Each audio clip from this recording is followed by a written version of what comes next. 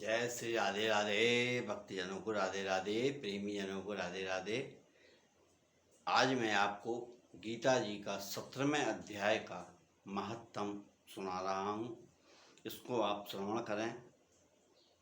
जिसने 17वें अध्याय का पाठ किया उसका कैसे उद्धार हुआ, ये आप श्रवण करें। महादेव जी कहते हैं, पार्वती 16वें अध्याय का महत्तम बतलाया गया। अब 17वें अध्याय का अनंत महिमा श्रवण करो। राजा खड्गबाहु के पुत्र का दुःशासन नामक एक नौकर था।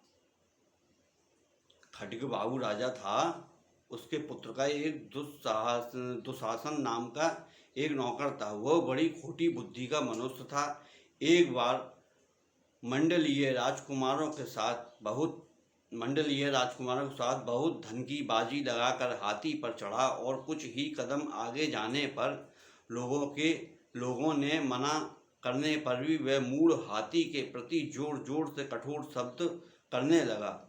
उसकी आवाज़ सुनकर हाथी क्रोध से अंधा हो गया और दुशासन और फिसल गया। उसके ऊपर हाथी पे बैठ के चल जाता, उसको क्रोध आ गया हाथी को, और दुशासन उस पर से गिर पड़ा। फिसल जाने के कारण पृथ्वी पर गिर पड़ा। दुशासन को गिरकर कुछ उच्छ्वाद लेते देखा, उचकियां लेते देखा, सांस लेते देखा।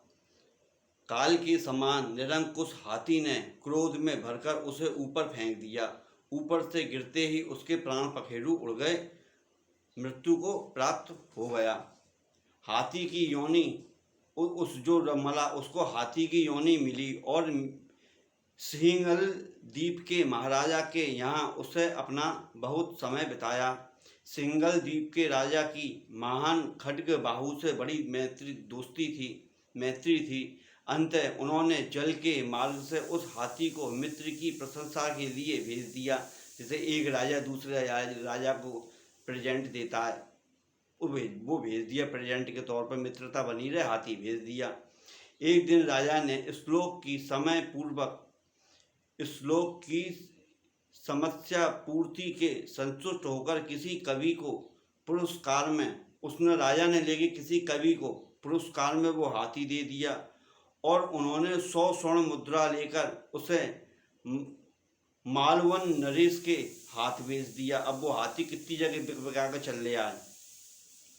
कुछ काल व्यतीत होने पर वह हाथी यत्न पूर्वक पालित होने पर भी असाध्य ज्वर से ग्रस्त होकर मरणासन हो गया।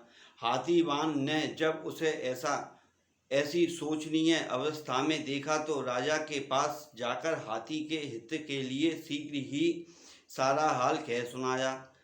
महाराजा, आपका हाथी अस्वस्थ जान पड़ता है, उसका खाना पीना और सोना सब छूट गया है। हमारी समझ में नहीं आता इसका क्या कारण है। हाथीवान को बताया हुआ समाचार सुनकर राजा ने हाथी के रोग को पहचानने वाले चिकित्सक कुशल मंत्रियों के साथ उस स्थान पर पदार्पण किया जहां हाथी ज्वरग्रस्त होकर पड़ा था। राजा को देखते ही उसने ज्वर जनित वेदना को भूलकर अपने ज्वर की वेदना को भूलकर वो हाथी संसार को आश्चर्य में डालने वाली वाणी में कहा, संपूर्ण शास्त्रों के ज्ञाता, राज्य नीति के समुद्र, शत्रु समुदाय को परास्त करने वाले तथा भगवान विष्णु के चरणों में अनुराग रखने वाले महाराज, इस औषधियों से क्या होना लेना है। वेदों से कुछ नहीं लाभ होने वाला नहीं है। दान और जप से भी क्या सिद्ध होगा। आप क्या करेंगे। गीता के जब उसने कही हम क्या करें तो उन्होंने कहा, गीता के 17वें अध्याय का पाठ करने वाले किसी ब्राह्मण को बुलाइए। हाथी के कथा अनुसार राजा ने सब कुछ वैसा ही किया। तदंतर गीता पाठ कराने वाले ब्राह्मण ने उस उत्तम जल को अभिमंत्रित करके उसके ऊपर डाला। तब दुशासन गजो योनि का परित्याग करके मुक्त हो गया। राजा ने दुशासन को दिव्य विमान पर आरूढ़ एवं इंद्र के समान तेजस्वी देखकर पूछा, तुम्हारी पूर्व जन्म में क्या जाति थी।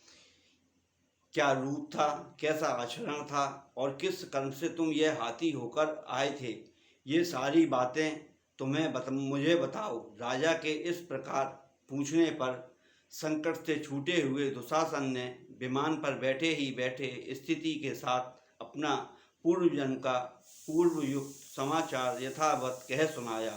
तत्पश्चात नरश्रेष्ठ मालवा नरेश भी गीता के 17वें अध्याय का पाठ करने लगे। इससे थोड़े ही समय में उनको मुक्ति हो गई। 17वें अध्याय का पाठ करा, उनकी मुक्ति हो गई।